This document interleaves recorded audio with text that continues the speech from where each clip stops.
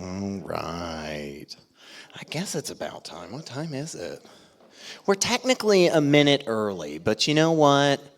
I don't care. I'm going to go for it, you guys. Well, thank you so much. If you are here tonight, it means you are one of the smartest, coolest, funniest. I've already used that joke, so I'm not going to use it again. But thanks so much for being here at the Conversation Coalition, you guys.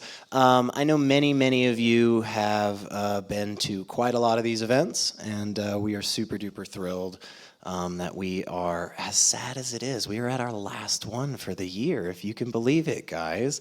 I know, we're going to take the month of December off, so you have all month to come up with your best, most knockdown, fiercest arguments so that you can come back in January and win every time. I'm just kidding.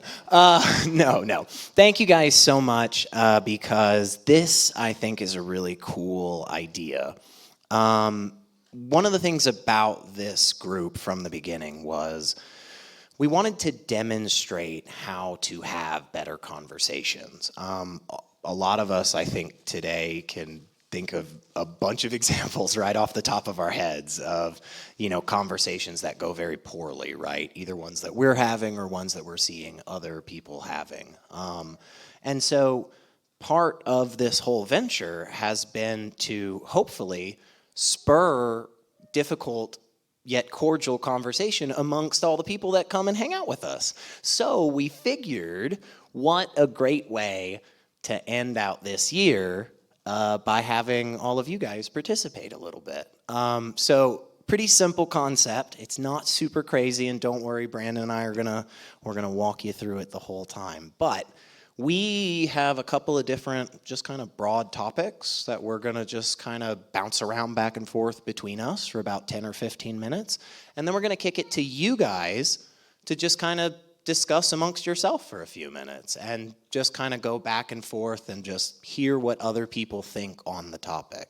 Now, before we do that, I know most everybody here pretty well to know where everybody kind of falls, but I would love if we could all just identify real quick. So if you are a follower of Christ, a person of faith, a believer in God, Christian, Muslim, anything along that spectrum, would you just raise your hand real quick for us?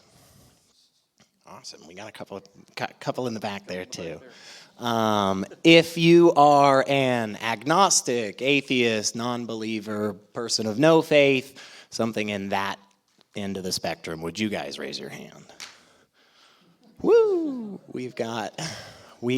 Hands. That's right. That was very spiritual. We just had right there.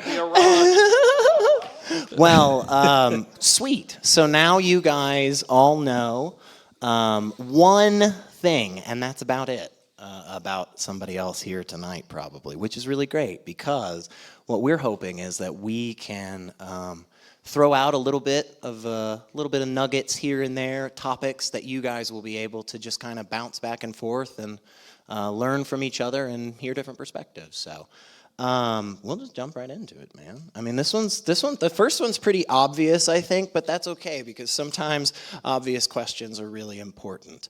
We have an overall theme. We do. That's what I was going to say. Thank you. Keeping me on track here. Our theme tonight is what is truth and how do we know it? And so again, I think a great opportunity for us all to talk about and just kind of give our thoughts. We all experience this a lot. We have people talking about truth. Truth seems to be very important right now. Sometimes, not always, but we'll talk about that.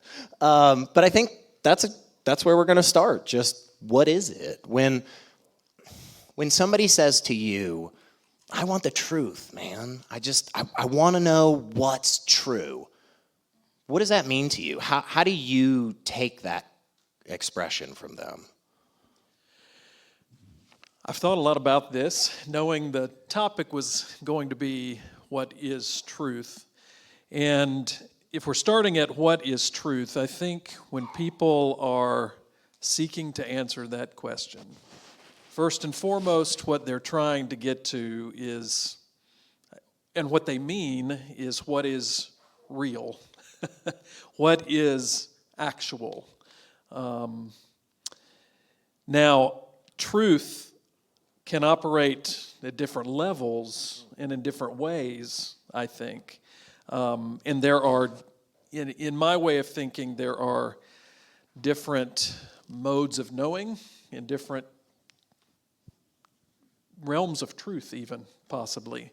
But in general, I think when you say what is truth, people are trying to get to the essence of what is real. And when I say real, I mean that makes sense of the world around us and comports with what we understand to be and be a part of. And I think that's broadly where I sit too. I'm one of those people that, has spent way too much time reading, German definitions that are just like this long for a single word, because that's how those philosophers love to talk. And oftentimes nowadays when somebody says like, what do you mean by truth, or what's true to you? The term that comes to my head is correspondence. And again, exactly what you're saying. Like, we all drove here, we all came here tonight, right? It was raining for me, Like, that seems to correspond to what the world is outside. And if somebody came up to me as we were standing outside just 20 minutes ago, water splashing our faces from the sky, and they were like, oh, it's a bright sunny day, I'd be like, well, that doesn't correspond to the reality that I'm actually seeing, So I think we're very aligned on that, And he did bring up a good point. We'll get to that one in a second about like how do we figure that out, because that definitely is a fun topic too. But what do you mean by levels of truth? I'm not sure that I really understand what that is. It like this truth is like the most fundamental essence of reality, and like this truth is just kind of trivial, or how does that play out for you? Well, I don't know if it's quite as easy as to say this is the essence of reality. I was thinking more in terms of there are different realms in which we think about our lives, about the world around us, and depending on which thing we're talking about, there may be truths that are more essential to those and truths that are not. So, for instance, if I'm talking in a purely scientific mode, let's say, what can we prove about the world through the scientific method? I think there are probably going to be some essential truths there that are at least fairly verifiable, sure. Right? But I think it's also, at least, and maybe this is just a function of the word truth or true, but we also talk about things being true about our experiences. There is truth. There's truth to the concept of love, for instance, but I don't think it can be boiled down to just the essence of our biology. Yeah. There is truth about, like there are things that we believe are real, and yet we still have to figure out how to define them. For instance, one thing that might be debated a lot right now is what is character, right? I think we all agree that there's something called character. Sure. And we want people to have good or decent or moral character. But what is true about that? There's some things I might say are the deep essence of that character. Sure. There are other things that may not be. So, are we talking about, so if I'm talking about truth in that realm, it's very different than if I'm talking about truth from a scientific perspective of, is the earth round? Sure. Right. Right. Yeah. Or evolution or any of those. Right. Okay. So so do you think at any one of these levels for you that there isn't that same kind of strong correspondence to the world outside, like to reality, whatever that is. And we can talk about that too, like what the heck is that? But like at any one of these levels of truth, do you think that it breaks from that concept of like what is true is what corresponds to reality? Possibly. I have to think through the way you've worded that. Yeah, it's dense. Yeah, it'll take 3 pages to define. That's kind of dense. But I mean, one thing that makes me think of here, and I don't know if this is going too far down the pike of where we might go later, but in general, I think anything we label it as truth, even scientific truths, are from our ability to observe them, right? So there is always a human observational element to all truths. Okay. So I think we all sense that there is reality, and I think we all sense that there are true things. I'm not sure we ever totally get to the depths of what is really true. I think that. And I'm not saying we shouldn't try to, sure, but I think that kind of cuts across the board of a lot of different kinds of truth. Even scientific truth, as we have found out, that when we get to the quantum level, some things depend on the way we observe them. So and that doesn't mean that physical reality is not real, but there's always this part of the human being in the way of being able to get to the ultimate depth of the truth. And so yes, I think there are some things that masquerade as truth that completely do not correspond with the reality. Okay. And that's usually because a wide majority of us recognize that that's off base. Sure. Or that the preponderance of evidence shows that that's off base, which is what we do with science when it comes to the physical reality. But there are a lot of things in between complete non-correspondence and absolute correspondence. Yeah, and I think you brought up something a second ago about just kind of that subjective human lens of trying to understand and interpret the world around us. And I think we're both kind of in the same boat here of, I just don't know that we can ever really do that, I like to think in the same way that human beings have done so well with categorizing everything else, that's a squirrel, that's an octopus, this is a chair, that's a car, all the things that we do, right?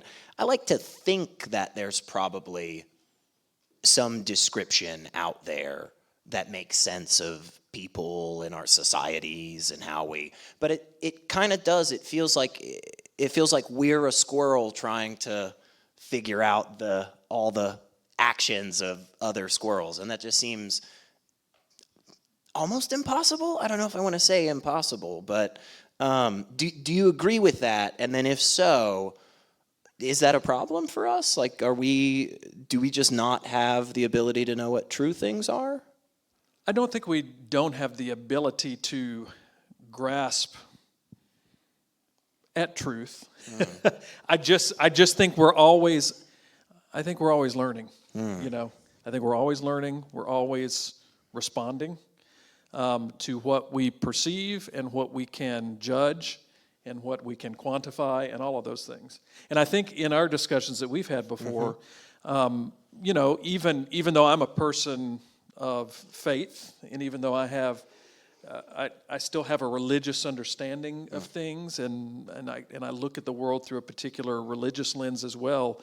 If I were pressed to talk about what best tells us about the physical reality, I too would say science and the scientific method does the best job at getting us close to what is the truth about the essence of actual reality. Okay. Right? Well, so then I have to wrestle with how do I put my understanding of my faith into conversation with that, which I've done a lot of work on over the years, and I'm not sure I get it quite right. But I'm willing to cede that ground because I think it's inarguable what science has allowed us to be able to do. For sure. I mean, people 100 years ago would have thought almost everything we're doing right now was magic. Yeah.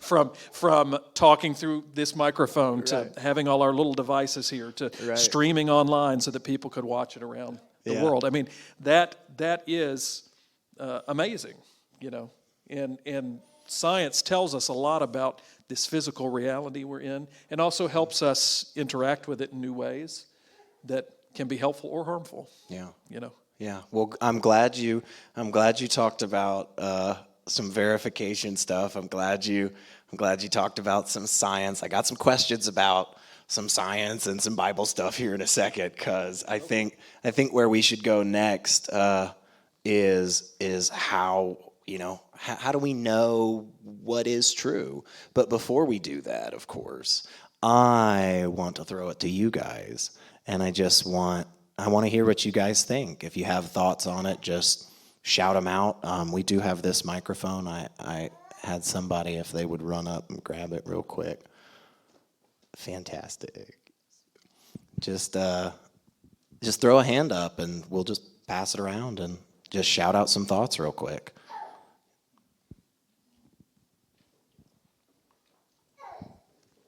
So it sounds to me, and in my personal experience, I think that's been the case, that when we talk about truth, we really need to define what magnification level we're discussing, because it's kind of like a fractal, right?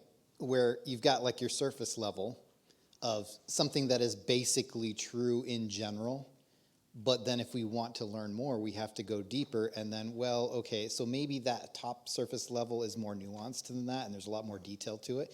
And then as we get more precise and we gain the ability to measure things more carefully or to understand things better, we get deeper and deeper and deeper, and it becomes much more complex than we originally thought, right?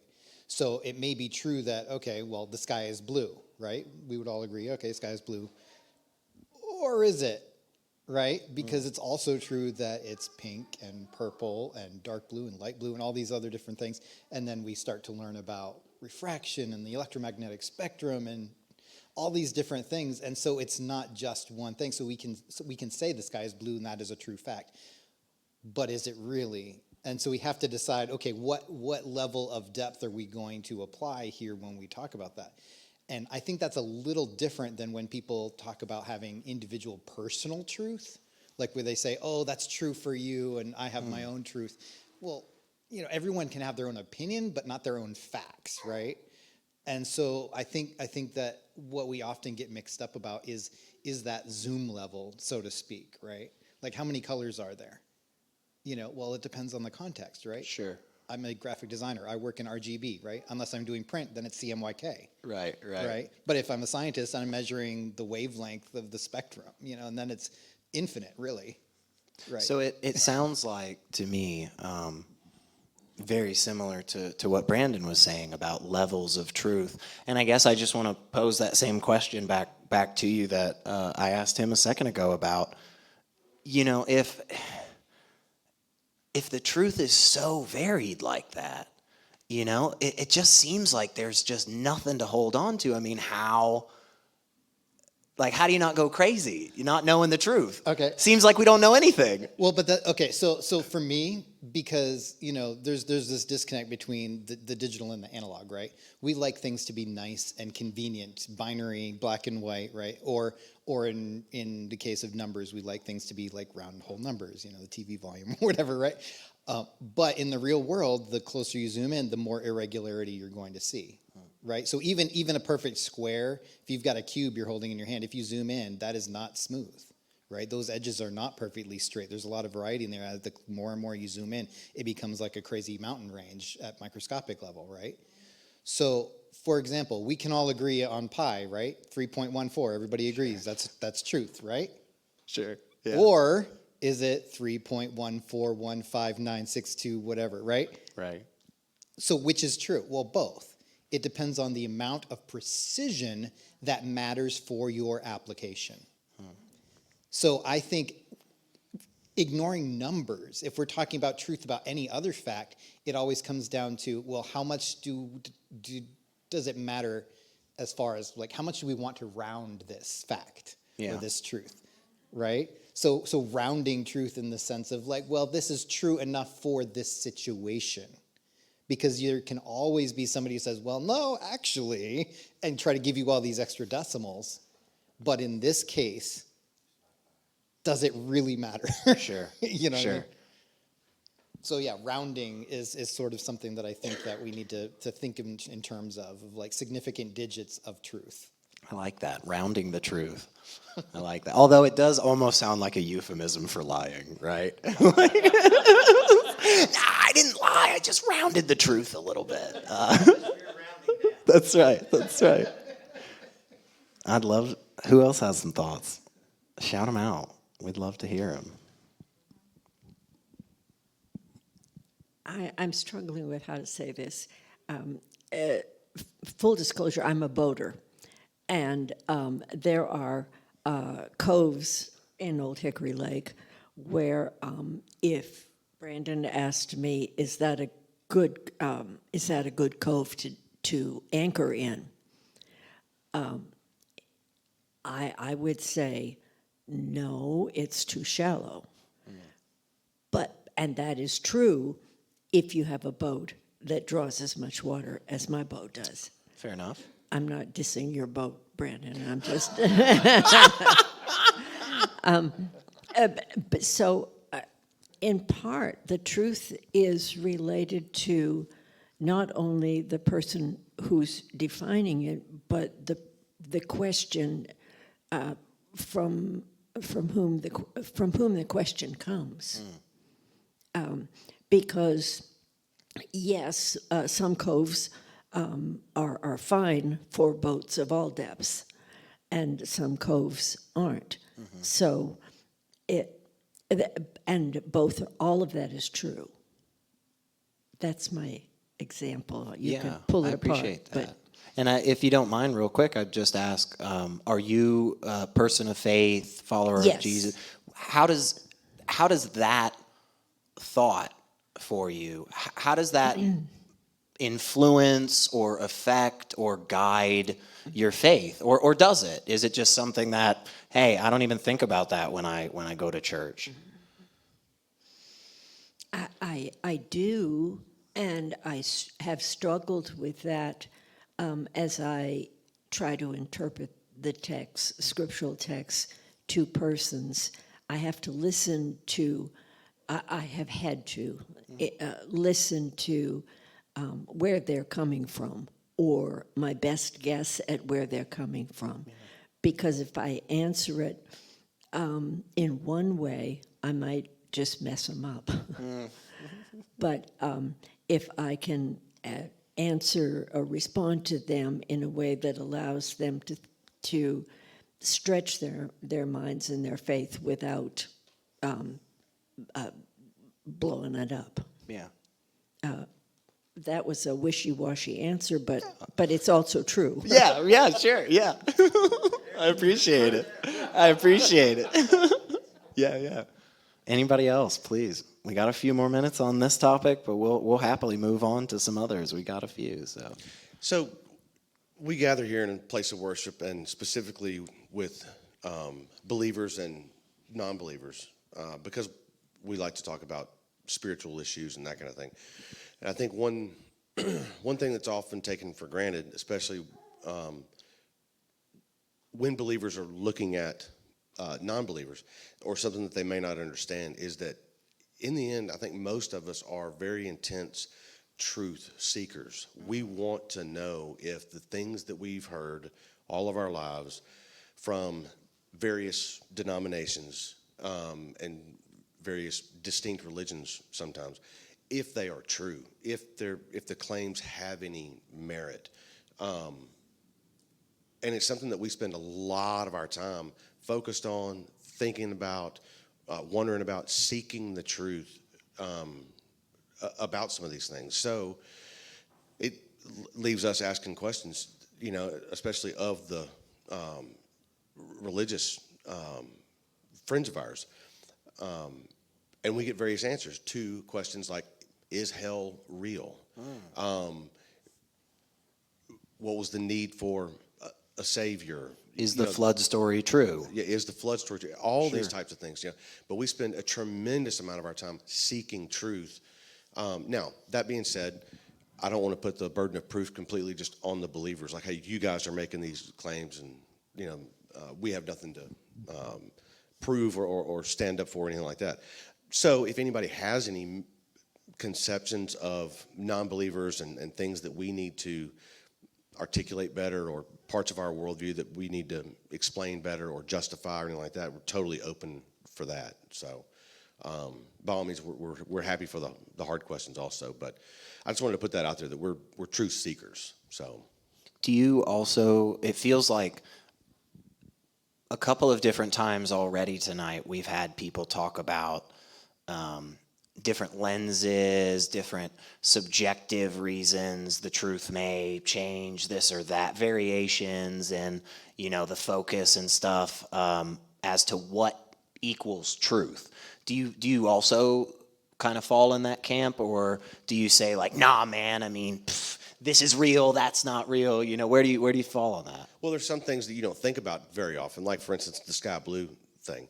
If you look at it from space, then you realize most of space is just without color. Right. So what gives us this blue hue is our atmosphere. Right.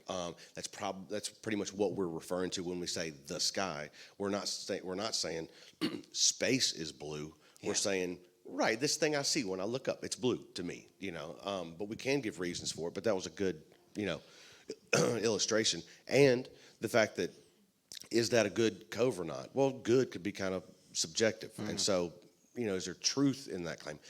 I don't know if those are the types of things that I'm really seeking the truth about. With the color of the sky, I want to understand it well, so I want to know why colors appear to me the way that they do.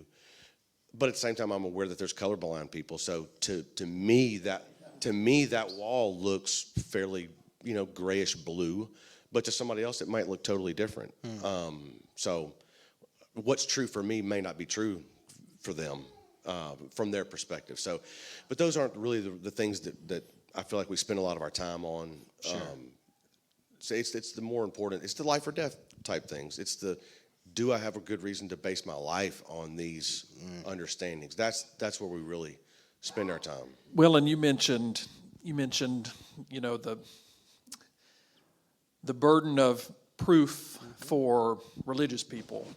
I also think again, it depends on which religious people you're talking to, and how also we interpret what is most, like also for me, like when I hear you say, ultimately, even though you're a person that respects science greatly, you're like, ultimately, whether the sky is really blue or not is not my ultimate concern. Right.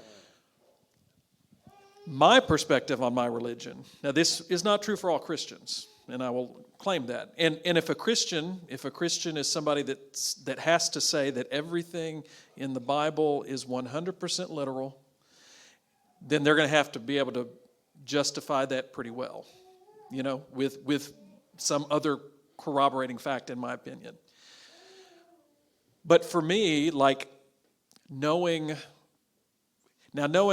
talking about whether there's a hell or not, that is important to me because of the damage that can do. Right. But like whether Noah's Ark truly weathered a flood and situated upon Mount Ararat, that as a fact doesn't matter to me as much as what the story of Moses has taught. I mean, the story of Noah has taught me in my life. Does that make sense? And so I'm also not totally, I personally, and this is not all Christians, but I am not necessarily concerned first and foremost with the ultimate truth of the Noah story. Mm-hmm. I suspect that it's rooted in something real that happened, a flood or something like that in the ancient Near East, because there are a lot of flood stories. And I assume it was people trying to make sense of the world around them. But I find great truth still in the story about Noah's faithfulness, Noah's belief that even in a world that is about to collapse, and it looks like even God's given up on them, that there's still hope. That speaks a different kind of truth to me that's important to my life. I kind of like this little back and forth thing too. I think that's kind of fun. So we're just gonna kind of roll with this and just go on the fly. I think those conversations sometimes are even more super interesting. So at any point in time, if you guys have a comment or a thought, just throw the hand up real quick, and we'll acknowledge it. We'll get you the microphone, say a few things, and we'll just keep chatting. And if another person says something that you want to respond to, again, just throw the hand up, and we'll just let it go. And I was gonna go with how do we verify the truth, but I just want to call an audible. I just want to see, we're talking about this concept of, kind of it sounds like certain things, whether or not they're true, aren't particularly consequential. And so we don't really go through a bunch of effort to figure that out, Like, the sky being blue is a really good one, I think, because, if tomorrow somebody came up to you and was like, hey, actually, it's kind of a shade of green, I don't know that much about my life would change. I don't know that I would radically see the world differently, like, oh my God, they've been lying to us forever or anything, Or like they take Pluto away as a planet. Or they take I'm still Pluto mad away. about that. That's a great one. That's a fantastic one. Yeah. We have all these criteria out there for years about what a planet is. And then one day somebody's like, hey, wait, guys, Pluto doesn't match. With that being the case, right? And I think that's where, again, you were saying something similar about the Noah story, right? It does seem like, from both of our perspectives, there are at least a couple of things that are really super duper important as to whether or not they're true. Like, from my perspective as an atheist, I would say it is kind of important whether or not a God is real. Right? Because I feel like, and maybe not the case, you guys, I can be pretty stubborn, I'll be honest, but I feel like if it were demonstrated to me to the same level that, it's demonstrated that chair's here, or that you drove here, or any number of things, I feel like I would believe that, okay, cool, God's real. Maybe not this particular version, maybe not Jesus Christ, but okay, cool, God, right? So, that's a pretty important truth for me, right? And I think there would be certain things from the believer's perspective as well. Again, that one, like whether or not God's actually out there, is pretty important. So, how would we figure that out, I guess? What do we do with that? That one seems to be a really, really important thing. Flood story, fine, didn't happen. Again, this is kind of how you perceive, if you perceive God is real, or that there's a divine, or if that makes sense to your experience of reality. It depends on how you come at that too. Like you said, that God is out there. Right. I think for a lot of our Western Christian history anyway, which our culture has been steeped in. For sure. There's been this division of the out there, the heavenly, the supernatural, and then the natural. And in fact, there's streams of Christianity that I would say want to help us try to escape the material just to get into the supernatural. Maybe even to the detriment of caring about the material world at all. Or maybe even not caring if we hasten to the destruction of the material world, because then that means everything will be made new. Right. Right. So that kind of stuff. But, one of the reasons I still believe in God is because I have And this is not something I can verifiably prove in a scientific way. But it has been my experience that I have a sensation and have even seen the ways that I think that when people lean into the presence of God and the Spirit of God, that it has power to affect their lives, to change their lives, to reshape their lives. I wrestle a lot right now in theological realms where theologians are thinking about how God is actually at work in and through all things. And so I don't really think of a God out there. I think of a God that is. Just like, really in a lot of ways, my trust in God is not so different from my trust in the material reality that science points to, in my opinion. Because in the end, even science can't really quite tell us like what the beginning was. Can't quite tell. And it may be able to someday, I don't know. Sure. But it hasn't gotten there yet. Yeah. So I have to, at the end of the day, I trust that things are real because I experience them as real. At the end of the day, I continue to have faith because for whatever reason, when I continue to engage my religious practices, when I continue to gather in religious spaces with other people that are that have similar experiences of the divine that I have, that I sense that things are different, that things change, that there is something to this. Now, that's a truth to me. It's not a truth that I can't point to God and say, here's God. Now I can from, I am happy I can do that. I can stand in front of my church and do that because we share the same beliefs. Sure. But it's beyond my purview, in my opinion, to try to foist that upon you. Yeah. In my mind, Christian truth or faith truth in general is best invitationally. But anyway, that's going beyond. Do you think we should try to always be that super strict, verifiable truth kind of stuff? Do you think we should should everything we do in life go back to that? Because I guess if you want to make some convoluted chain of thought here, everything could be life or death. If your friend is lying to you about whether or not they just got a new puppy, technically they could also be lying about the fact that they're not a psychopath, right? Sure, right? And they're just waiting until you feel all lulled into security to come over to hang out, to watch a football game and eat some nachos and then whatever, right? I guess we could do that, but I don't know. It seems to me again, with certain things, with a few of these, while the life or death consequences aren't immediate, right? As 2 bottles in front of us, both clear liquids, one of them's poison. Well, it's pretty important to know which one is true before I drink this bottle of water here, right?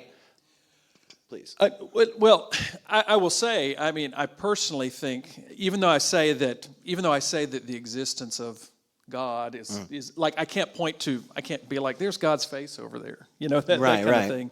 And I personally haven't had an experience where I've had a vision of God, something like that. But I do think that things about what our faith or my faith speaks into can be verifiable. In the sense of, okay, if I believe that there's a God, and then the way I understand that God is that God sends certain people to heaven and throws other people in hell, and therefore you all are just damned, so I don't really have to care about you anyway, or the way I care about you is try to force you to be like me. Right. That doesn't ring true to me. And it doesn't ring true to my experience of the God that I feel and have experienced welcoming me into relationship. So what I would see some of that as not the truth of my faith. And I would actually say that it's somewhat verifiable that if people were to act more like the best of Jesus' examples, that the world would probably be a better place. Sure. And I think most people can agree with that. Now, one thing that of course, as a believer, I think a lot of people can look at Jesus and say, decent moral teacher in certain ways. Now, I also believe, and this is something that this is one of the reasons that I do believe in God or a divine presence, is I actually believe that to actually do what Jesus said and demonstrated, it does take help from a power beyond me that is moving through this creation, that's beckoning us to be something more. Because, for instance, if I'm really going to love my enemy, that's almost impossible to do. I can't actually love my enemy. And if it was up to my own strength as a human, I don't know that there are a lot of people I would have already given up on if I weren't a person of faith. Let's put it that way. My faith actually helps me continue to not give up on people, to continue to love people even when they hate me, to continue to be in conversations with people that may say terrible things about me. Those kinds of things. It's, and that's one of the things our culture's struggling with right now, how to hold space for sure. one another. Yeah. Now, I'm not saying that there aren't other ways to do that. Sure. But I also, as somebody that believes God's working through all things, I would always look at it and still say, God's at work over there. Okay. Now, I would never force you to believe or think in that way. Yeah. But to me, it would look like God's at work over there when that's happening. And again, that truth comes largely from the experience that you've had in those spaces. Correct. Right? And I'm okay saying that. I mean, right. I think that most faiths, if you're honest about what faiths are, they are revealed traditions. So therefore, they are rooted in experience. They are rooted in experience. Interesting.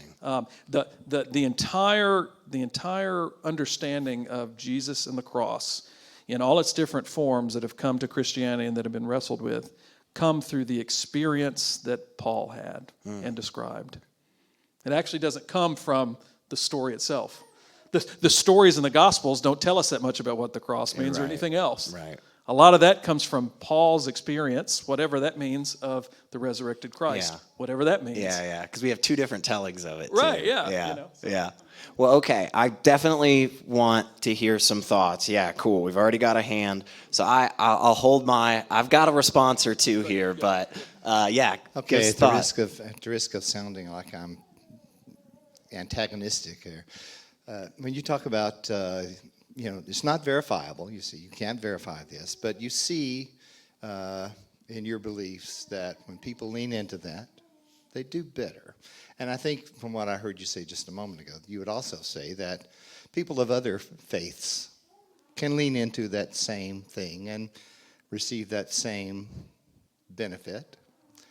I think maybe from what I've experienced, you can lean into something like that doesn't have the moniker of deity at all and still see positive results. So here's the thing that's going to sound harsh. So it's almost as if, you know how if you have a pill and you think it's going to make you better and you take it and find out it was a sugar pill, but you feel better. Is there a great difference there between having to just use faith or belief? Is it the belief that does the trick, or is it an actual thing that does the trick? That question actually doesn't bother me at all, Okay, or that response doesn't bother me at all. Because first of all, part of my faith anyway in the Christian tradition, I mean, if I'm focusing on Jesus first and foremost, time and time again, he tells people, your faith has made you heal. Really, he says when people reach out to him, he doesn't point to his own person. He does point to what he calls God, but says, your faith has healed you, has made you whole. So there's this dynamic relationship there. But also, But also, the reason that doesn't bother me, and this gets back to what we were talking about when it comes to all kinds of truth, is that in the end, all truth, in my opinion, is our categorization of reality. And so, at the end of the day, I don't really care whether the pill that heals you is a placebo or not. What I do care about is if that pill kills you. And that's where I'm going to try to verify what is good theology and bad theology. Because I don't want to be preaching theology that can kill, because my religion, at its core, one of its essential truths is that God is merciful and loving and just.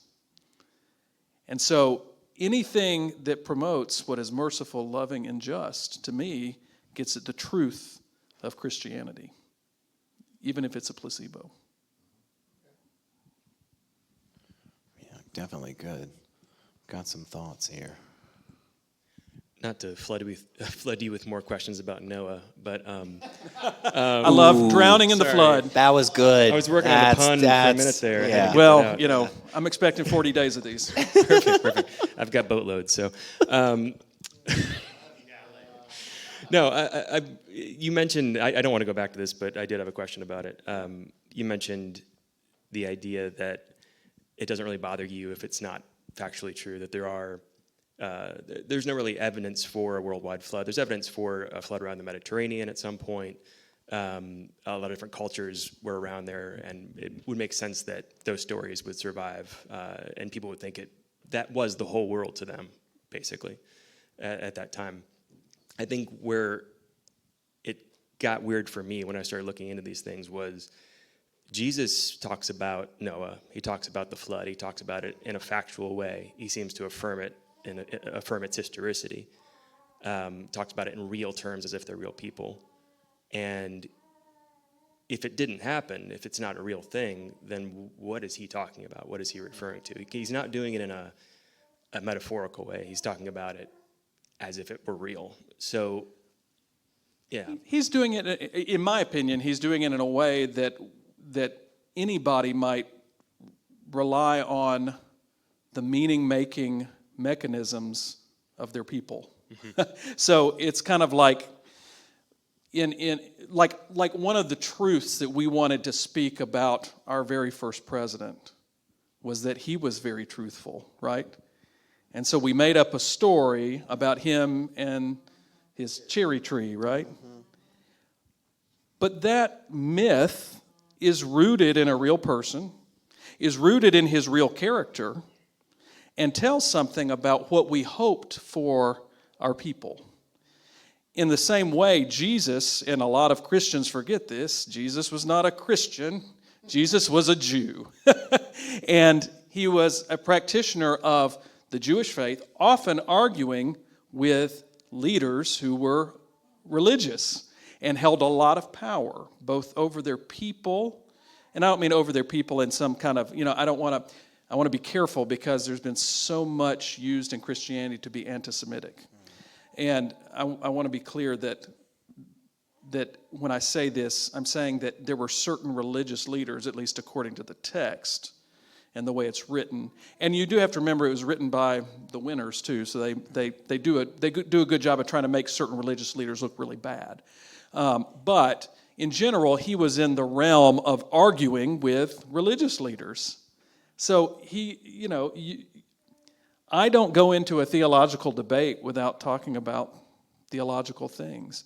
I don't go into biblical discussions without talking about the Bible. Now, I may, at the end of the day, interpret the Bible differently than the person I'm talking with. I may have a different way of even understanding its truth, but it's still the ground I play on. And that was certainly the ground Jesus was playing on. At the same time, Jesus challenged time and again what the religious leaders at his time were regarding it as truth, at least in the sense of what the Gospels tell us. So, for instance, he would do things like he would lean on the Mosaic law and say, "You have heard it was said, an eye for an eye, a tooth for a tooth." And he says, "I tell you, love your neighbors yourself, turn your cheek, do these things." he played in the realm in which they made meaning. And that may not have been ultimate deep truth in the sense of what we understand as scientific reality today. But I don't know that that's what Jesus was doing. I don't read Jesus that way. Now, I might be wrong. I don't read Jesus that way. Does it? Okay, let me see if we could just do a rapid fire real quick. Like literal, physical, scientific, verifiable, global flood, Noah put all the animals in a boat. Yes or no? No. Okay. What's the chariots of fire going up to heaven and stuff, like Ezekiel type stuff? Like, are there literally people ascending from earth, a mountain, up to the clouds? Probably not. Okay. A man, a human being, starts getting a following 2,000 some odd years ago, kind of like Eastern Mediterranean area. They call him Yeshua. He gets crucified. 3 days later, he's alive again. Scientific, physical, verifiable? Scientifically verifiable? No. Does that matter for your faith? I feel like there's a few people here that would say, man, if I was a believer and I came to that viewpoint, I couldn't keep doing it. Well, then maybe that's not faith. But also,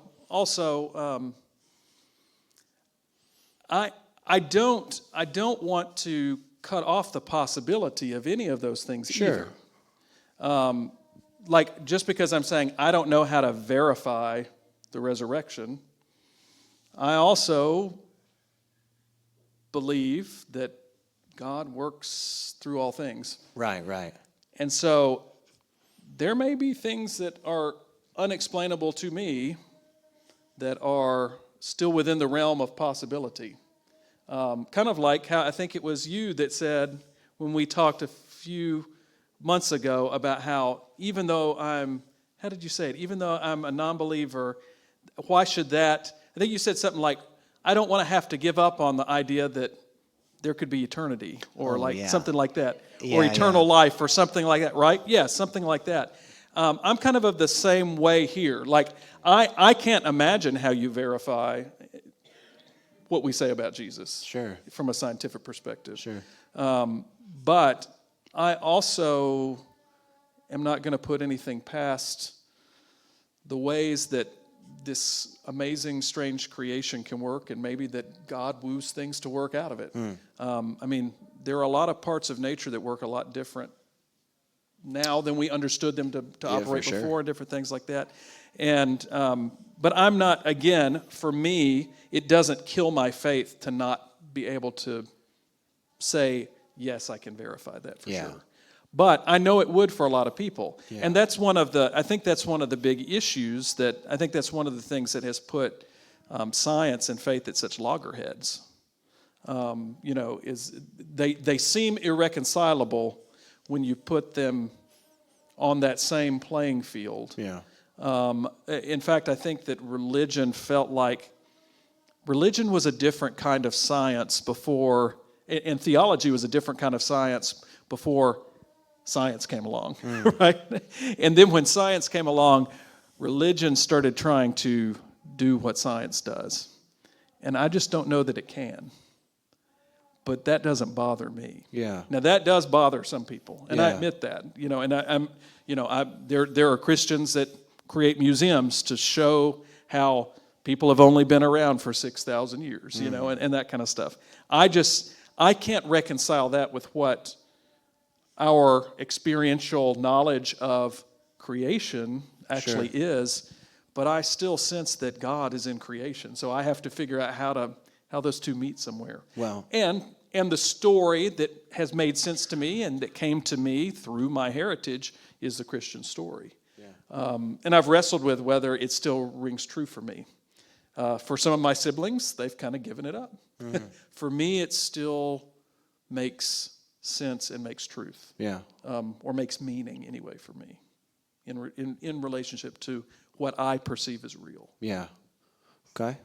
Anybody else got any thoughts? If you got a hand, while she's walking around, I'll say I do think one space where that hardcore scientific search for truth oftentimes struggles where your religious truths, so to speak, seem to have more kind of longevity is in spurring action or change of behavior. Unfortunately, it doesn't seem to be the case that when you just go out there and tell people like, oh my gosh, this is dangerous, we don't seem to stop doing it. You know, like for whatever reason, we've all probably had an experience where you like straight up tell your friend like, oh man, the bagel bites are really hot, and he's like, oh yeah, sure, whatever. Yeah, and then he goes back to bite it again. So like, what is that disconnect where the religious truths seem to have a bit more of an oomph to make people change, to make people kind of do stuff, whereas the straight science doesn't seem to, I don't know. There's not a lot of science, although there's more being written these days. More scientists are writing in ways that I think appeal more to our human reality as well, our human truths. I think Carl Sagan did that really well early on. I think that's one of the reasons he gained such purchase in the 70s and 80s, because he knew how to remember that the knowledge he was gaining through science could speak to the greater wonder of what it means to be us and be in this place and be these tiny specks of stardust that actually can think about the rest of the stardust, you know? Yeah. And I think the more science learns how to do that, it gets a little bit more like religion. And I think the more religion learns how to give up on trying to prove everything is scientifically true, it gets a little more comfortable with saying, okay, well, what's going to take care of all of us? You know, and not worrying so much about my dogma being right, but actually like my life being right, that I'm in right relationship with other people and with this cosmos. Yeah. And so I read a beautiful book about from an atheist who both his wife and his child came down with aggressive brain cancer within the same like several months. And it was just like this double whammy. And he talks about how his understanding of the cosmos and of reality through science actually helped him have a faith, a different kind of faith, that he would make it through, and that this would be, it's called This Ordinary Stardust. I forget the author's name, but look it up, This Ordinary Stardust. I thought it was one of the most spiritual books that rang with a lot of truth about reality, that I would say also rings with a lot of truth about the divine, and the human connection, that what I call.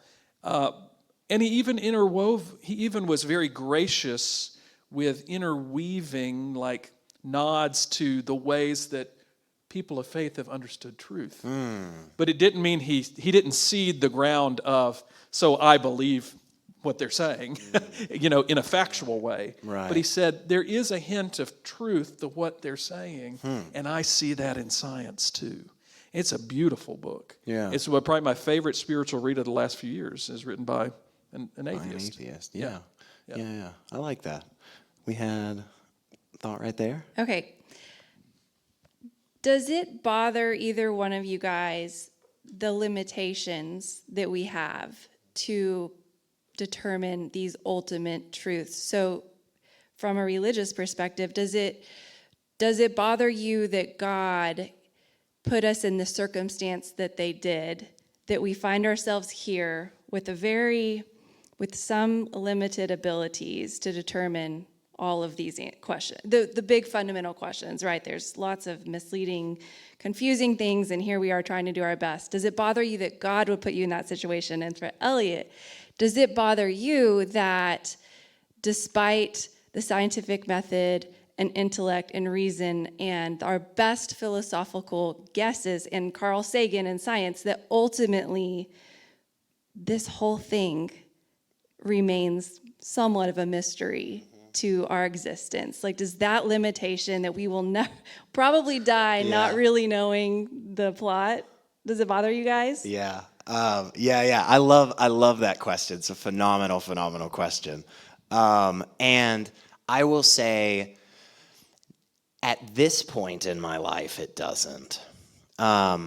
Earlier on in my life, it did. I spent some time in my life believing that if you dug hard enough, if you really looked into things, like not just like read a little bit, but like really dug into the thought patterns of the person as they were writing this article from 150 years ago, understanding the culture of their little town and who knows where, Netherlands.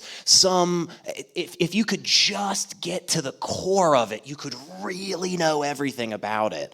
And that was somewhere around the time that I started becoming a nerd with philosophy and started getting to this idea of like, oh yeah, what does it mean to be true? How do we know stuff? And then pretty quickly in that journey, I discovered that it seems to be the case for a long time now, like couple 1,000+ years, a lot of people been thinking about that exact same question, and they keep coming back to the same place, which is, at the core is a really big hole, and nobody has an answer. It doesn't matter what route you take, Generally speaking, a lot of people in this space will talk about one of three avenues, and it's actually even called a trilemma, because we can't seem to figure it out. We just can't seem to figure it out for whatever reason. Now, with that, though, I will say this, okay?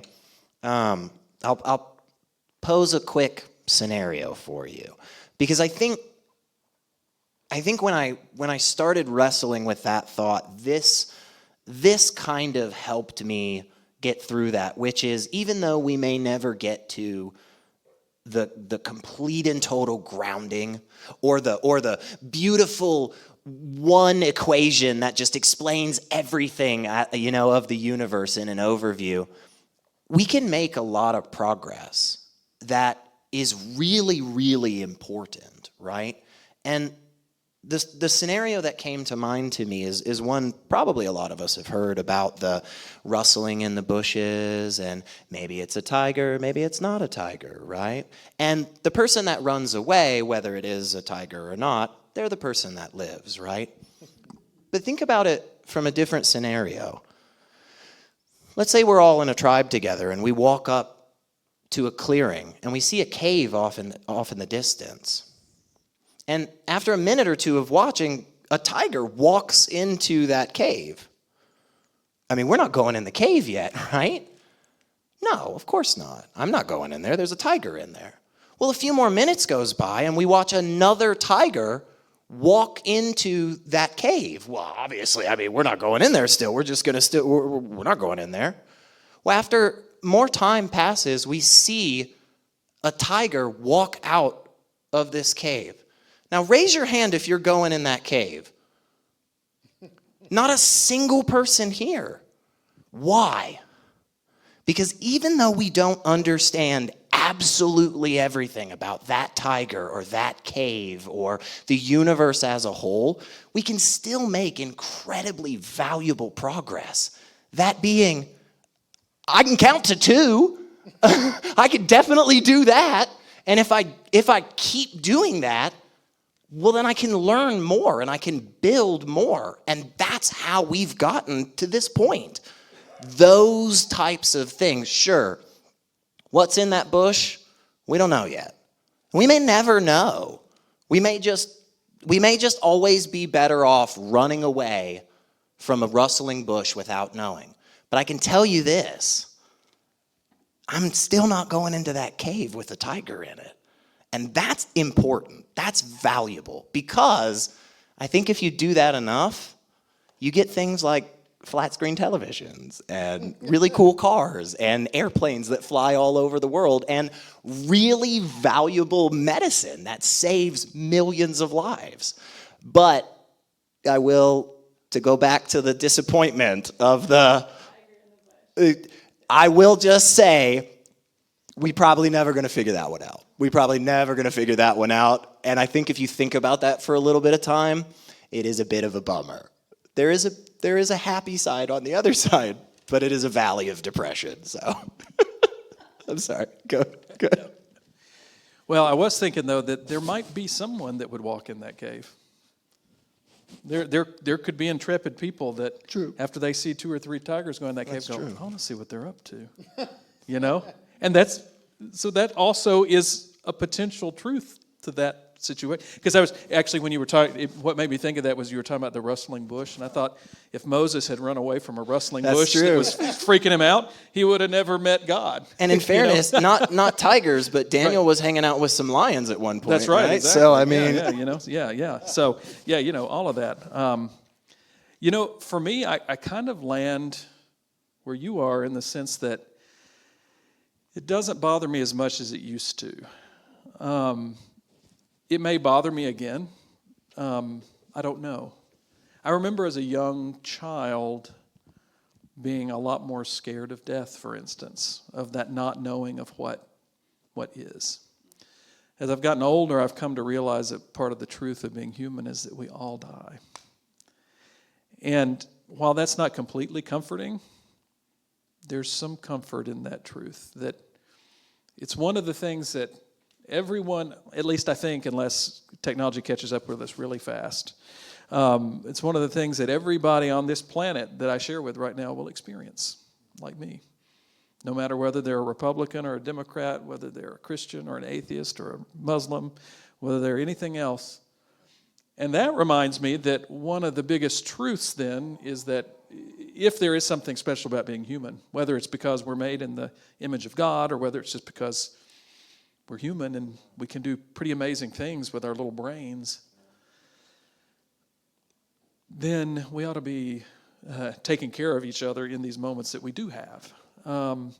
But it doesn't bother me ultimately that I can't explain everything, because I just don't think I'm meant to understand everything.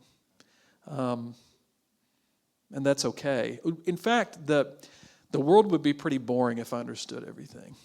And I wonder if in a certain sense, the way I think about a creating God is that you asked, would I be mad that because they put me in this situation, right? The way I think of God's unfolding, creating energy in the world is that it is ongoing, and so it's not done yet. And also that I also wouldn't be here without everything that happened before.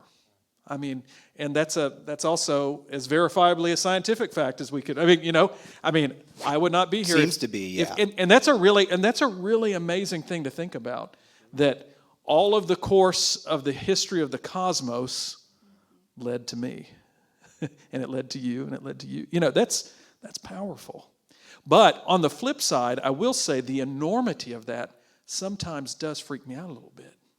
And I think Elliot and I met before this talk just to kind of go over some of this and say, what do we think about this stuff? We had some pizza last week and just sat around and talked about this for a while. And we both looked at each other sort of towards the end, and we both said, it really kind of is freaky that we just agree that we can't really come to the ultimate truth. And it is a bit unsettling for us, because we as limited creatures want to be able to categorize everything and want to be able to explain everything. And unfortunately, that's not going to happen in our lifetimes, I don't think. Maybe some wonderful hybrid AI cyborg generated singularity being will be able to do it. But, I don't think it's happening in our lifetimes. And that, I do have a question now. I have a thought on that, but I know you had something. Do you have the microphone still? Yeah. Yeah. So yeah, my brain's been, the gears are turning. Good. Now, so I got a few things now that have been building up. So for one, going back to your tiger thing, that's often used as an example of why people believe strange things, or why religion has developed in human beings, because it's useful as a survival mechanism to assume that a breeze blowing the grass is a dangerous animal hiding in there that could kill you, and you run away. That's a survival thing. Those who assume that it has agency, that there's something thinking and intelligent in there, if your brain believes that, then you survive, right? So that genetic predisposition to that is, gets carried on in your genes. People who thought, oh no, it's just the wind, get eaten, and that skepticism of it being a tiger does not get passed on, right? Well, the problem is that was very useful for a while.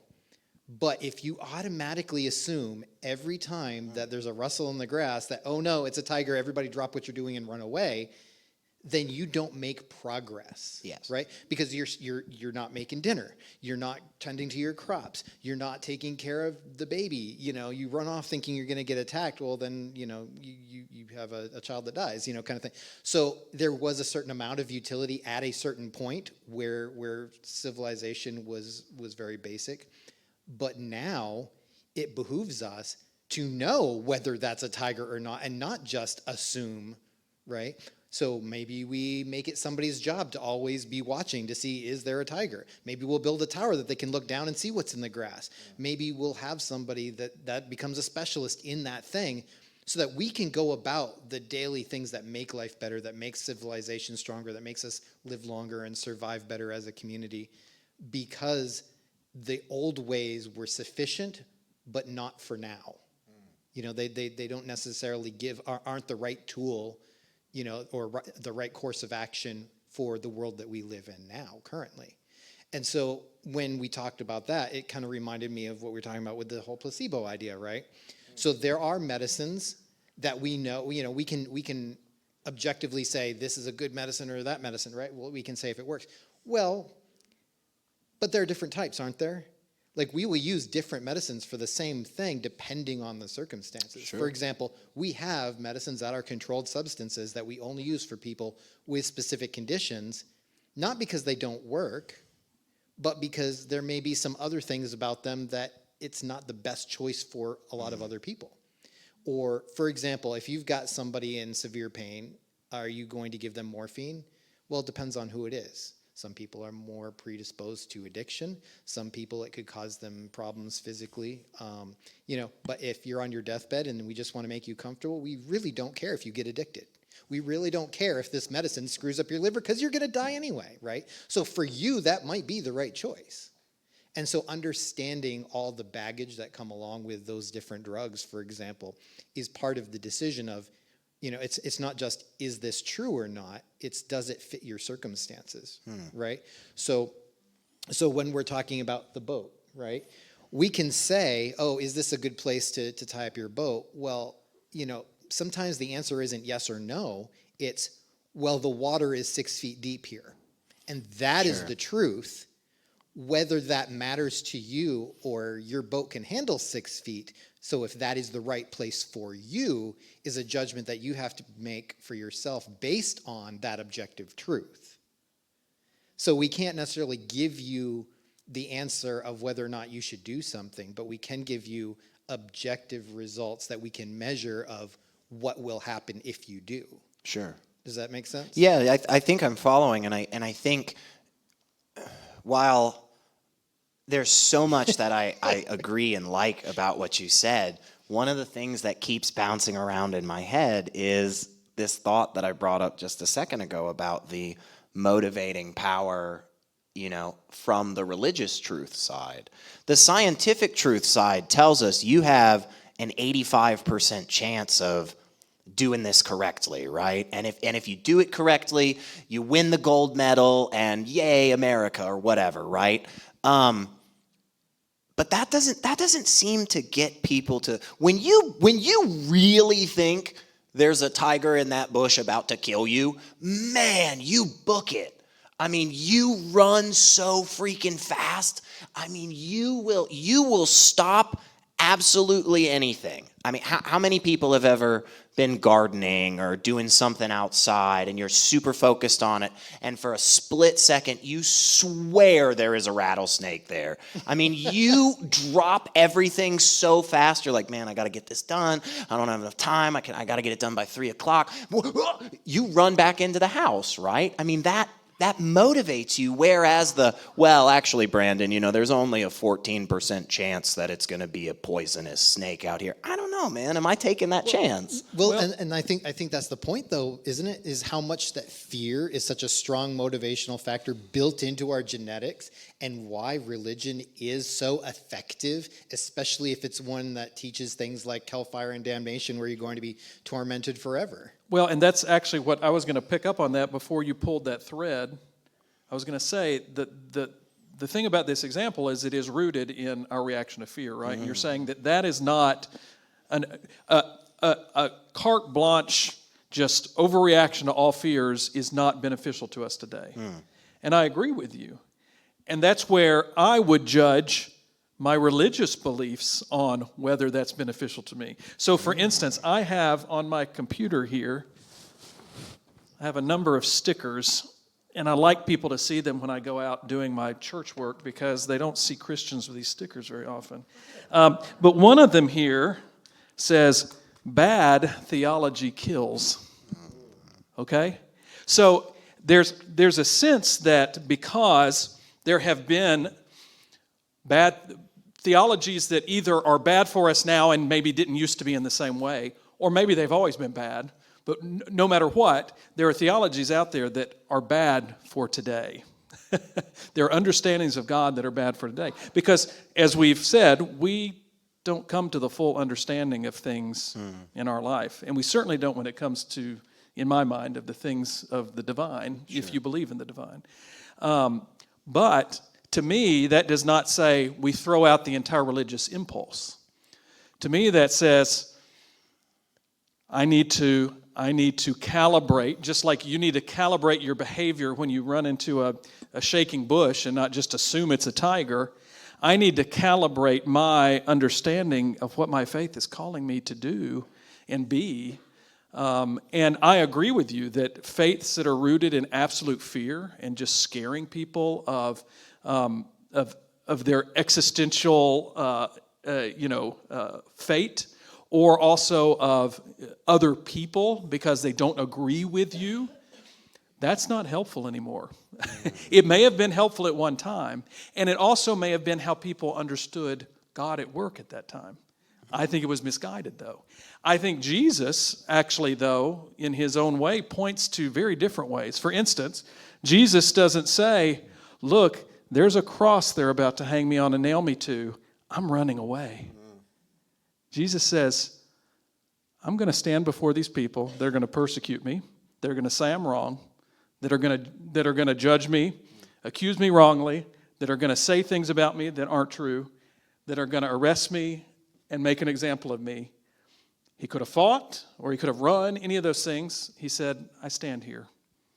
And I stand here as a witness to something greater, And so, I don't say that to get you to believe it or understand it or anything else. I just say that there are different ways of thinking about even the faith itself that don't necessarily have to be rooted in fear. I don't think Jesus demonstrated fear.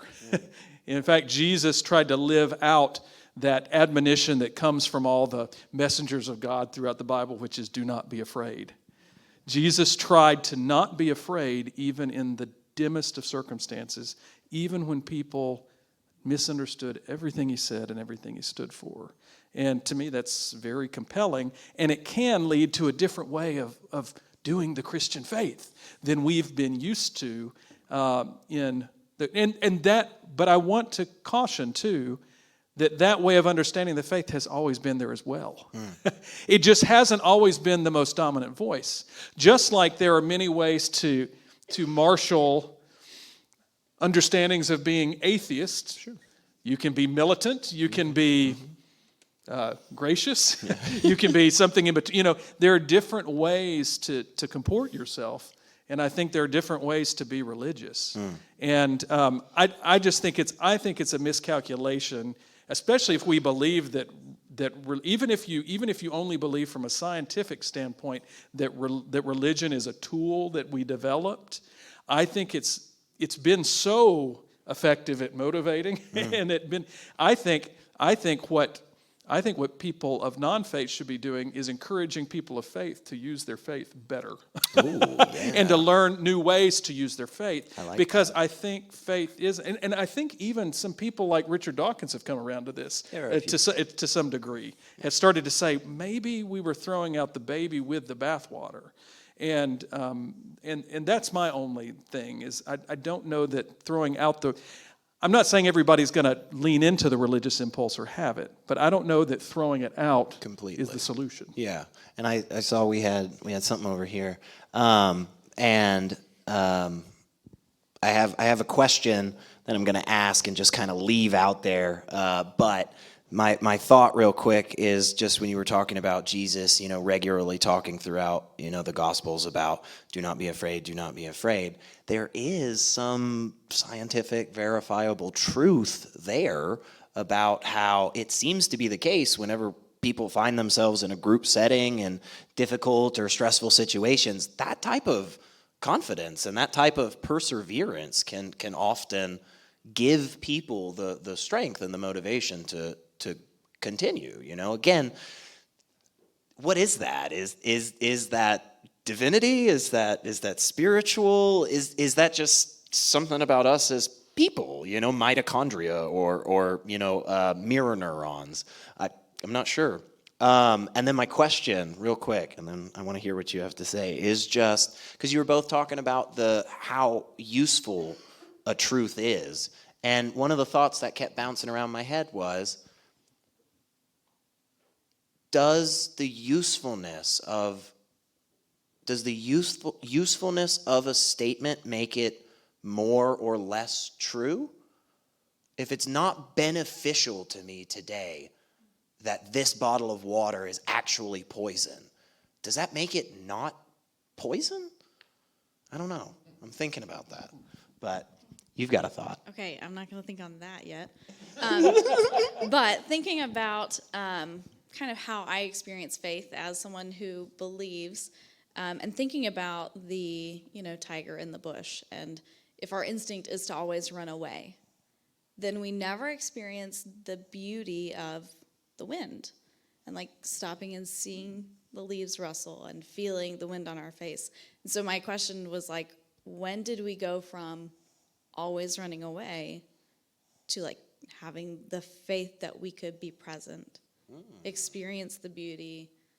And now in Tennessee, because of the knowledge that I have, I am much more likely to trust and have faith that there's not a tiger in the bush Sure. than if I were somewhere else. So I think my reason and my logic informed to allow me to have room for that faith, even though I'm not totally sure.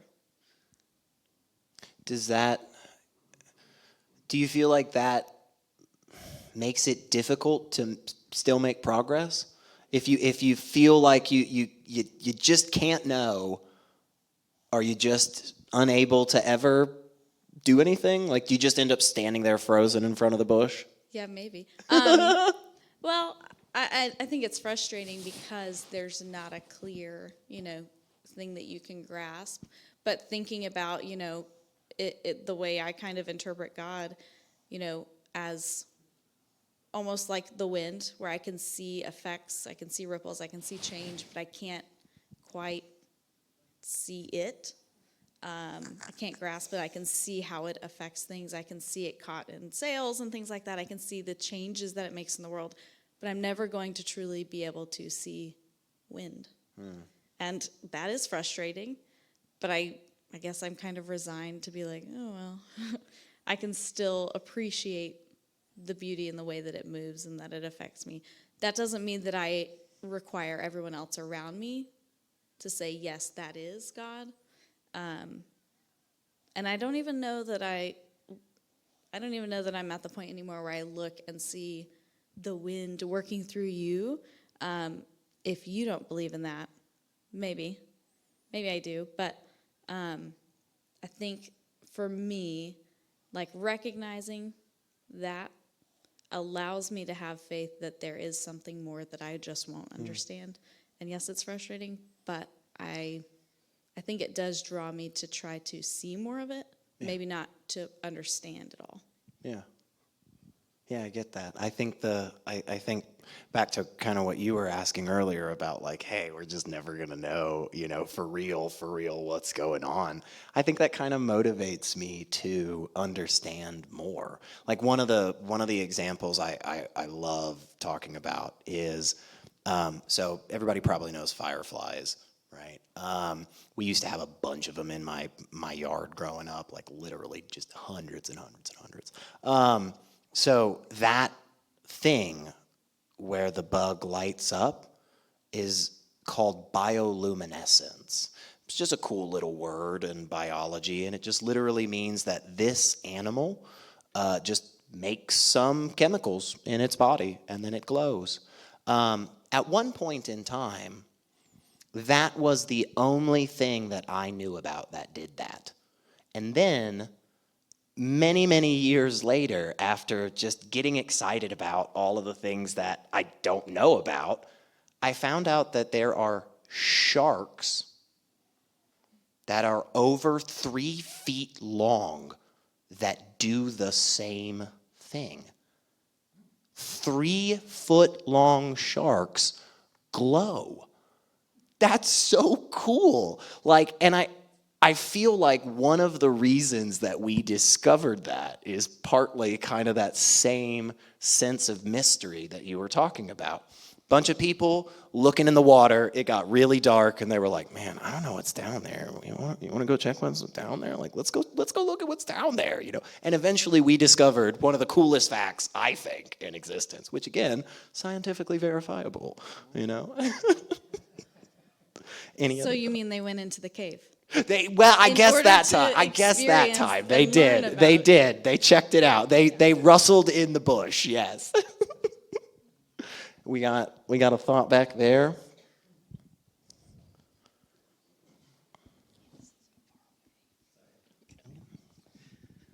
Yeah, I guess my train of thought is around how you both feel people should contend with truths that are unwanted. Yeah. And my contention really is that truth, whatever it is pretty neutral and falls on both sides of things we might feel good about or things we might not want to be true. And I find that there's a lot of agreement about the ones that we tend to like or feel good about. Yeah. And there's a lot of disagreement about the ones that make us feel uncomfortable.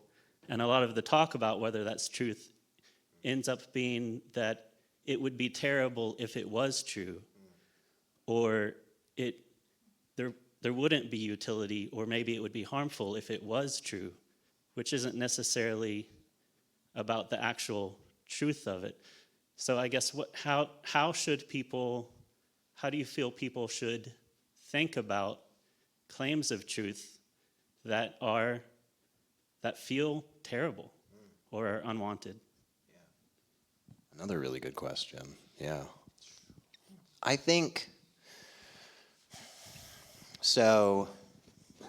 The example that comes to my mind right away, and partly because of the sensational movie that came out a few years ago that swept the nation and all that, Oppenheimer, right? I mean, the nuclear thinking the same. nuclear bombs obviously comes right to my mind.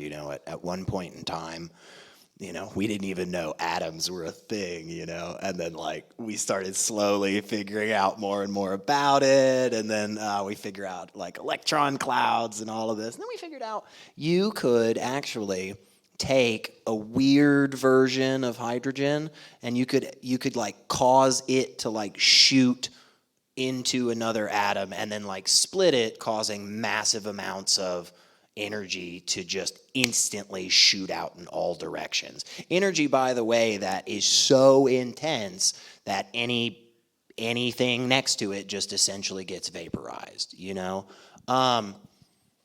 I think in a lot of ways that's kind of an uncomfortable truth. That's kind of one of those that's difficult.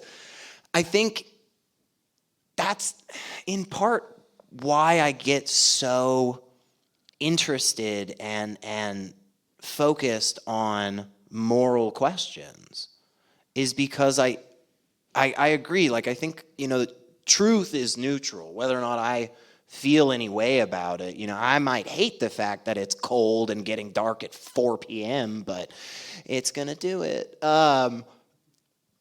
How we behave with that truth, right? Okay, sure, atoms can cause immense amounts of destruction and pain. Also, if done properly, if done similarly to what we're doing in that bomb, like way more close than anybody's comfortable with, but you do something similar but slightly tweak it, and it can power a whole city without hardly any emissions. It's one of the cleanest, most effective, and safest ways to produce massive amounts of energy. Of course, though, we all think of nuclear bombs. We all think of Chernobyl. We all think of every terrible thing that has ever happened with that truth. And I think rightfully, a lot of us are terrified of that happening again. And again, I guess it just goes back, again, how we behave with that, how we treat each other, you know? Well, yeah, I want to also say, though, that a lot of times terrible truths lead to a lot of other terrible truths. And then we have to wrestle with all of those truths in the light of, so for instance, let's take the nuclear bomb, and let's take the specific nuclear bombs that were created for World War II, right? Now, there could be arguments that the war was already over, but okay, so your big truth that is an uncomfortable truth is we've just made something that can annihilate a whole bunch of people, can literally vaporize them. Now, the next truths we have to grapple with is it's true if we drop them that we are killing a lot of people. But it's also possibly true if we drop them, we're saving a lot of people from being killed, right? But the truth is we still have to kill people if that's the route we're going to go, right? And then there are these even deeper truths, and this gets to that level again. You know, you're digging down into these. You're like, what does it mean once we've dropped one? What does it mean for the future of the world, or at least the human world, once we've dropped one? You know, a lot of times when I talk to people in churches that have questions about the end of the world or whatever, I'm like, the world's not going anywhere, people, but we might.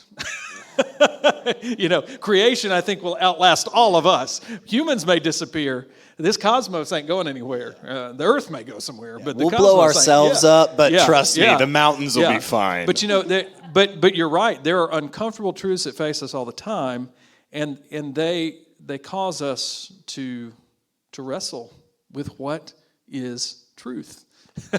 and in the end of the day, that comports well with what Paul also says about faith, which is like, work out your faith with fear and trembling.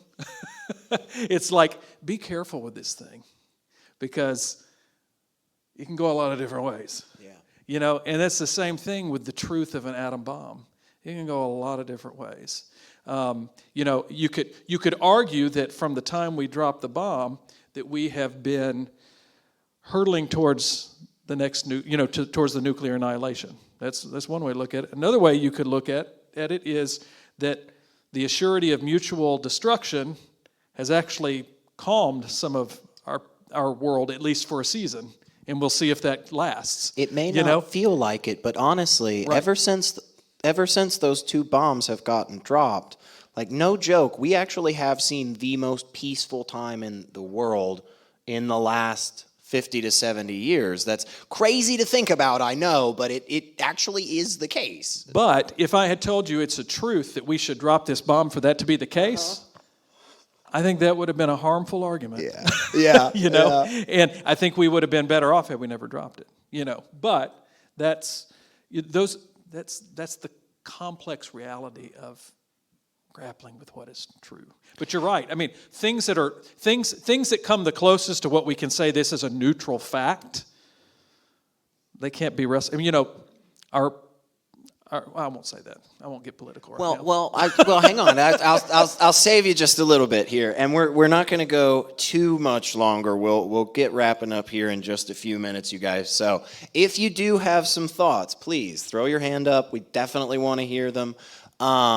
But this kind of, I was thinking about, you know, back to what you were saying about, hey, let's hang out for a second. Let's experience the wind, you know, with in mind this idea of like uncomfortable truths, right? And so like this idea, I don't know, you've heard about microplastics and stuff, right? Yeah, right? Like supposedly there's a bunch of plastic in us, guys. I don't know what to do with that fact. I don't know what to do, right? But apparently a lot of them travel in the wind, you know? So like now I'm thinking of like sitting out, hanging out and being like, oh yeah, like what is that rustling in the bush? Let me hang out, let me go check that. Oh, well, microplastics. Like so here's what I'm thinking about, okay? This makes a coherent thought, I swear, which is those uncomfortable truths that it seems like we're inevitably going to come across, you know? Should we just stop looking into the cave? Should we just stop hanging out with the rustling bush? Like, should we? Is it better for us to just not go looking for that stuff because we're gonna find it? You know, like, do we want another? What if we find out we could all be nuclear bombs? That's what I'm saying. Like, what if we do more research with medicine and science and we find out with just a snap of the finger, any one of us could just be an explosive device that takes out a whole city? Like, shouldn't we not figure that out? That seems bad. It does seem bad. Yeah. I mean, I guess it cuts across, you know, we live in a culture at least I notice a lot of people wanting to create a world that's completely safe. Parents want to keep their kids isolated from everything, and we want to, in our culture that's full of guns, we want guarantees that we're not going to be shot. And all these, I had a parishioner driving down the street not too far from our church, and somebody shot across the street and hit her car twice. Way. Just like going by. I mean, oh my God. We live in a world where we want to be safe. Yeah. And if we're so worried about that, we're actually not going to live. And I think in the end, that's where actually one of the truths that we all agree on, that we all die someday, can actually help us a little bit step out and go, okay, but I've got to live, you know. And when I start to live, I find things to wonder about. And I may step into something that for a season looks wonderful, and it's this beautiful bush blowing in the wind, and then I find out down the line I'm sucking in microplastics. And I'm like, maybe I need to figure out something, you know? I mean, my grandfather worked at times. He was a teacher, but he also worked at times at the DuPont factory, because they were out in Old Hickory, and and DuPont was doing amazing things.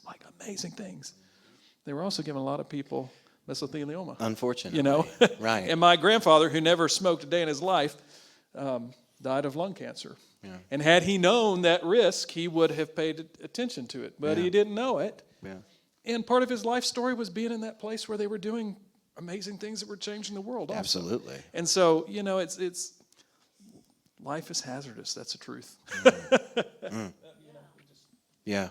And I think, I totally agree. I think there's just, like, once you're in this boat of being alive, like, there's no safe way to do it. It's just always difficult. And I think, I kind of think that spurs me to want to understand more and want to help others understand as much as possible, because the more that we know, I feel like the better we're able to, maintain that level of safety in whatever way possible, as much of a farce as it is, right? Just the same as we'll never actually know everything. There's always going to be that hole in the middle of our truth. We'll never actually be safe, yet we try to kind of get closer and closer to it with each time. I'll close with this because we're probably getting near time, but that makes me think of, though, that you're talking about the energy that faith often brings people. There's a lot of writing about Christian faith anyway. A lot of times it even has things like risk in the title, like that. There's a part of faith that is stepping out and taking this risk, right? Mm-hmm. And I think people that really get science and people that really pay attention to that are also prone to lean into those risks. And even though they may be concerned about figuring out how to be safer doing those things, they're also not afraid to do them. I think of my father-in-law, who is an atheist and worked for NASA for years. He's from England, so he was never going to be an astronaut. But he tried for years to get in the program. And if they would have let him get in a spaceship and go to Mars and never come back, he would have done it. He would have gone, because he wanted to go and he wanted to know. And his fascination with the reality of it all, of the cosmos, would have led him to take huge risks. Yeah. And so science can do that too. Mm-hmm. There are multiple forms of truth can do that. It's just harnessing the best of our truths. Yeah. I love that. And I'm glad you said that word. I like that. I like that concept. I like balancing risk and truth, and pragmatism was kind of something we were talking about earlier, how the utility of it, and I don't know, I guess this is a decent place to close, man, because I can kind of use those words in like a word cloud for all of y'all and say, hey, thank you again so much for being here with us for this event. And thank you for participating in this whole kind of venture over the last 2+ years that we've been doing it. I hope for sure that every single one of you still wants that mystery in your life, wherever you come from, whatever your belief system is, or lack of faith, or whatever the heck it is. I want you to feel just a little bit more safe every day. Little bit more, like you're getting just a bit closer to truth, right? As much as you can. And also, I want you to take a risk over this holiday season. And I want you to try putting into practice just some of the things you've seen here, or some of the things you've already put into practice here. One of the coolest things that we experienced when we first started this whole project, we thought, man, we were going to be up on stage and we were going to say all our stuff. And then we thought like everybody was just going to like dip out right at the end of the event. And yet, over and over and over again, everybody jumps up and they find somebody that they saw ask a question, and they go, hey, you asked that question. Are you telling me you don't believe in God? Hey, you're a person of faith. How do you deal with this? And that, I think, is the coolest freaking thing ever. I feel like a lot of us touched on the fact that there's still a lot that we don't know.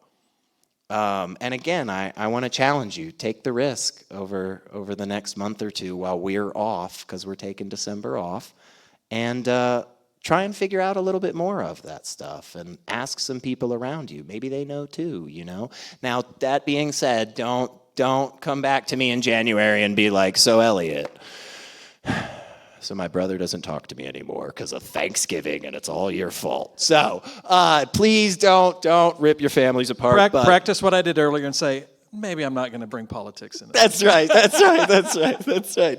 Know the truth of when not to keep pushing the issue. But seriously, guys, thank you so much. This is the reason that we do it. And so we're very excited that we've made it to the end of another year. We will be taking off in December. We will be back the last Thursday of January. I know that's a long time. So good news is if you sign up for our newsletter, I will bombard you with emails from now until then so you won't forget. I'm just kidding. I don't send that many. Anyway, get out of here, guys. Thank you so much for being here, and we'll see you all in January.